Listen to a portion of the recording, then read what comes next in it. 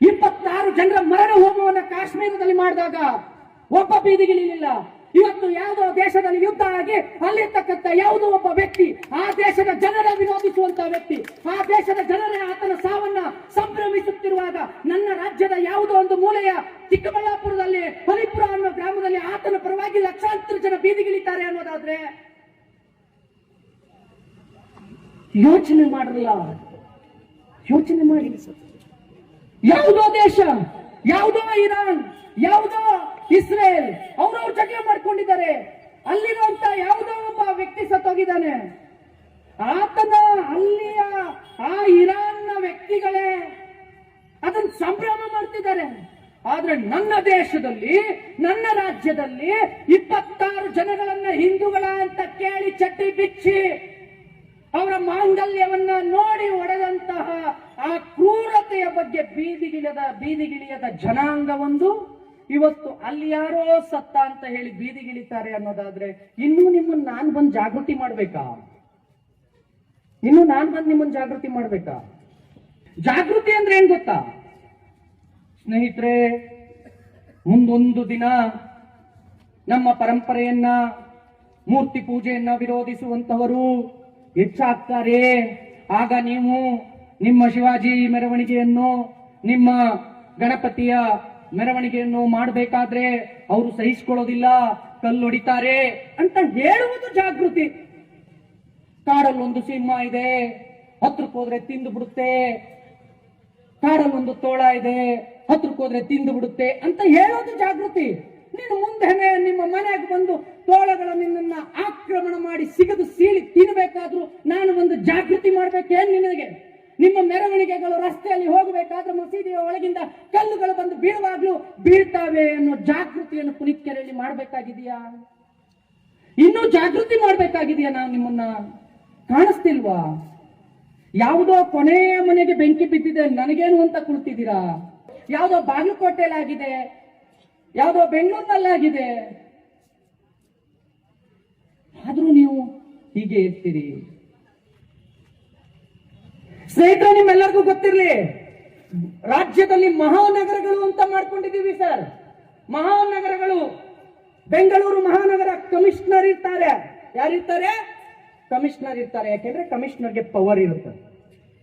SP ಪವರ್ಗಿಂತ more than power commissioner. Mysuru commissioner ಮಹಾನಗರ, ಹುಬ್ಳಿ ಮಹಾನಗರ, ಮಂಗಳೂರು ಮಹಾನಗರ. ಇಲ್ಲೆಲ್ಲ ಯಾರ ಕಂಟ್ರೋಲ್ ಅಲ್ಲಿ ಇರುತ್ತೆ? ಲಾ ಅಂಡ್ ಆರ್ಡರ್ ಕಮಿಷನರ್ ಕೈಲಿರುತ್ತೆ. ತಕ್ಷಣ ಆರ್ಡರ್ ಮಾಡಬಹುದು, ಲಾಠಿ ಚಾರ್ಜ್ ಮಾಡುವುದು, ತಕ್ಷಣ ಆರ್ಡರ್ ಮಾಡಬಹುದು ಅವರು.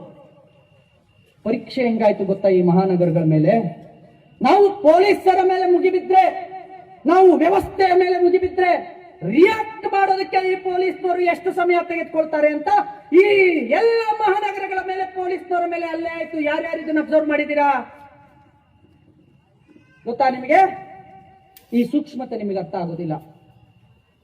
ಇಷ್ಟು ಮಹಾನಗರದ ಮೇಲೆ ಪೊಲೀಸ್ನವರ ಮೇಲೆ ಅಲ್ಲೇ ಆಯ್ತು, ಗೊತ್ತಿಲ್ವೋ? ಹುಬ್ಳಿಯಲ್ಲಿ ಪೊಲೀಸ್ ಸ್ಟೇಷನ್ ಮೇಲೆ ಕಲ್ಲು ಬೀಸಲಾಯ್ತು, ಹುಬ್ಳಿಯಲ್ಲಿ ಪೊಲೀಸ್ನವರ ಮೇಲೆ ಹಲ್ಲೆ ಮಾಡಲಾಯ್ತು. ಬೆಂಗಳೂರಿನ ಕೆಜಿಹಳ್ಳಿ ಡಿಜಿಹಳ್ಳಿ ಪೊಲೀಸ್ನವರ ಮೇಲೆ ಹಲ್ಲೆ ಮಾಡಲಾಯ್ತು, ಮಂಗಳೂರಿನ ಪೊಲೀಸ್ನವರ ಮೇಲೆ ಹಲ್ಲೆ ಮಾಡಲಾಯ್ತು, ಮೈಸೂರಿನಲ್ಲಿ ಪೊಲೀಸ್ನವರ ಮೇಲೆ ಹಲ್ಲೆ ಮಾಡಲಾಯ್ತು. ಮಹಾನಗರ ಕಮಿಷನರ್ನ ಆಡಳಿತದಲ್ಲಿರ್ತಕ್ಕಂತಹ ಮಹಾನಗರದಲ್ಲಿ ಪೊಲೀಸ್ನವ್ರ ಮೇಲೆ ನಾವು ತಿರುಗಿದ್ರೇನೆ ಅವರು ರಿಯಾಕ್ಟ್ ಮಾಡೋದಕ್ಕೆ 1 ದಿನಗಳ ಮೇಲೆ ತಗೊಂಡ್ರು. 1 ದಿನಗಳ ಮೇಲೆ ತಗೊಂಡ್ರು. 24 ಗಂಟೆಗಿಂತ ಹೆಚ್ಚು ತಗೊಂಡ್ರು. ಕೆಲವು ಕಡೆ 78 ಗಂಟೆ ಆಯ್ತು. ಪಾಪರಿ ಪೊಲೀಸ್ನವರು ಕೇಸ್ ಮಾಡಿದ್ರು, FIR ಮಾಡಿದ್ರು, ಚಾರ್ಜ್ ಶೀಟ್ ಮಾಡಿದ್ರು. ಆದ್ರೆ ಆಡಳಿತಕ್ಕೆ ಬಂದ ಸರ್ಕಾರ ಹುಬ್ಳಿ ಮತ್ತು ಕೆಜಿಹಳ್ಳಿ ಡಿಜಿಹಳ್ಳಿಯ ಮೇಲಿನ ಅವರ ಪ್ರಕರಣಗಳನ್ನ ಖುಲಾಸೆ ಮಾಡಲಾಯಿತು, ವಾಪಸ್ ಪಡಿಲಾಯಿತು. ಆದ್ರೆ ಗೋರಕ್ಷಣೆ ಮಾಡುವ ಗೋರಕ್ಷಣೆ ಮಾಡ್ತಾ ಇರ್ತಕ್ಕಂಥ ಕಾರ್ಯಕರ್ತರ ಮೇಲಿನ 1 ಕೇಸು ಕೂಡ ಇವತ್ತು ವಿಡ್ರಾ ಆಗಿಲ್ಲ. ಪೊಲೀಸ್ನವರ ಮೇಲೆ ಕಲ್ಲೊಡಿಬಾರದು ಅಂತ ಸಂವಿಧಾನ ಹೇಳುತ್ತೆ, ಗೋವನ್ನ ರಕ್ಷಣೆ ಮಾಡಿ ಅಂತ ಸಂವಿಧಾನ ಹೇಳುತ್ತೆ. ಸಂವಿಧಾನದ ಕೆಲಸ ಮಾಡಿದಂತಹ ಹಿಂದೂ ಕಾರ್ಯಕರ್ತನ ಮೇಲೆ ಕೇಸ್ ಆಗುತ್ತೆ. ಸಂವಿಧಾನ ವಿರುದ್ಧವಾಗಿ ನಡೆದುಕೊಂಡಂತಹ ವ್ಯಕ್ತಿಗಳಿಗೆ ಇದೇ ನೀವೇ ಮತ ಹಾಕಿ ಬೆಳೆಸಿದಂತ ಸರ್ಕಾರ ಒಂದು ಆ ಕೇಸನ್ನ ವಿಡ್ರಾ ಮಾಡುತ್ತೆ.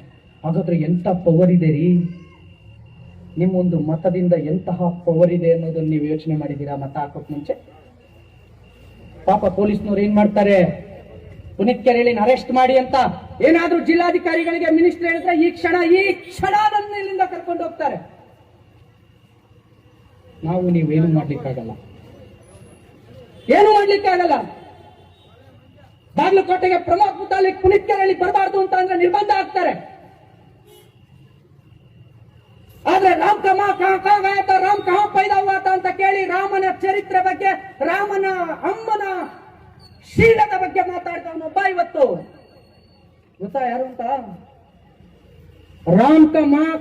ರಾಮನ ಅಮ್ಮ ಎಲ್ಲೆಲ್ಲಿ ಹೋಗಿದ್ಲು, ರಾಮ ಎಲ್ಲಿ ಹುಟ್ಟ ಅಂತ ಕೇಳಿದಂತಹ ಓವೈಸಿ ಇವತ್ತು ಏನಾಗಿದ್ದಾರೆ?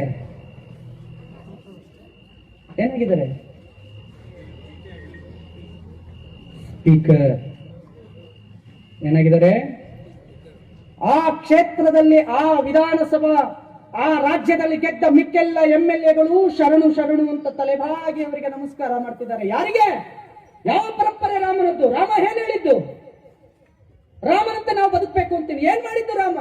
ತಂದೆ ತಾಯಿಗೆ ಕೊಟ್ಟ ಮಾತಿಗಾಗಿ ಸಾಮ್ರಾಜ್ಯವನ್ನೇ ಬಿಟ್ಟು ಕಾಡಿಗೆ ಹೋದಂತ ರಾಮ, ಆದರ್ಶ ರಾಮ. ಅಂತಹ ರಾಮನ ಜನ್ಮದ ಬಗ್ಗೆ ಪ್ರಶ್ನೆ ಮಾಡಿದ್ರು ನಾವಿವತ್ತು ಸೈಲೆಂಟ್ ಆಗಿ ಕುತ್ಕೊಂಡಿದ್ದೀವಿ. ಇದಾ ನಮ್ಮ ಪರಂಪರೆ, ಇದಾ ನಮ್ಮ ಸಿದ್ಧಾಂತ.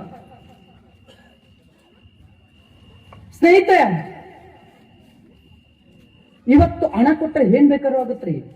ನೀವು ಸರಿಯಾಗಿ ವ್ಯವಸ್ಥೆಯನ್ನ ಆಯ್ಕೆ ಮಾಡ್ಕೊಳ್ಳಿಲ್ಲ ಅಂದ್ರೆ, ನೀವು ಸರಿಯಾಗಿ ಮತವನ್ನ ಹಾಕ್ಲಿಲ್ಲ ಅಂತ ಅಂದ್ರೆ, ನೀವು ಸರಿಯಾದ